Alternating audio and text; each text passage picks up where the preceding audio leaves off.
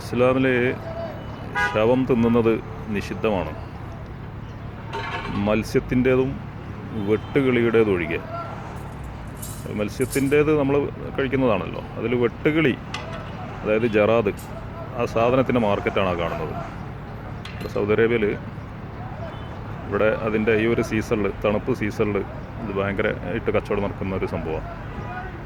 ഈ സൂക്കിനെന്നെ, ഈ മാർക്കറ്റിനെന്നെ ജർദ എന്ന പേര്. ആ സാധനമാണ് ഈ കാണുന്ന സാധനം, ജറാദ്. ഇതാണതിനെ. ഇതിനെ തീയിൽ പൊള്ളിച്ചും കഴിക്കും, അതുപോലെ ചൂടുവെള്ളത്തിലിട്ട് ഒരു ഹാഫ് പിഴുങ്ങൽ പിഴിഞ്ഞിട്ടും ഇതിനെ കഴിക്കും.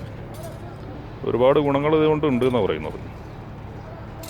ജറാദ് ഇവിടെ ഈ ജർദ മാർക്കറ്റിൽ ഭയങ്കര വില. ഒരു ചെറിയ പാക്കറ്റിന് ഒരു 250 ഗ്രാം 300 ഗ്രാം വരുന്നൊരു പാക്കറ്റിന് 60 റിയാൽ, സൗദി റിയാൽ ഇതിന് വില വരും.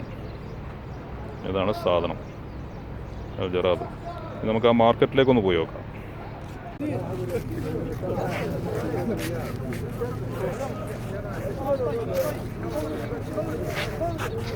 أبو فارس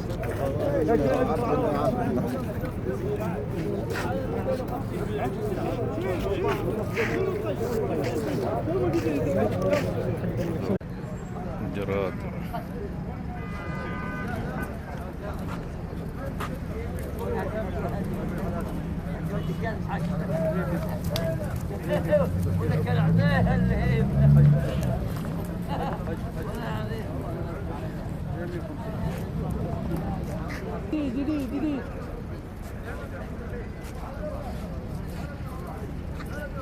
وش فايدة أكل هذا؟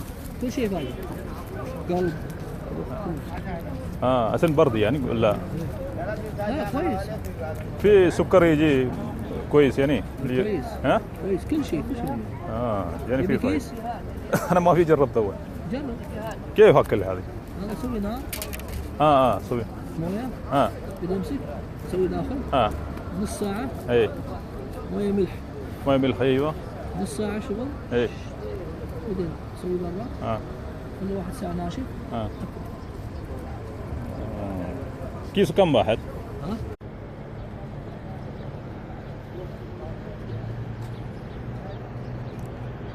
ഇതാണ് ജറാദ്.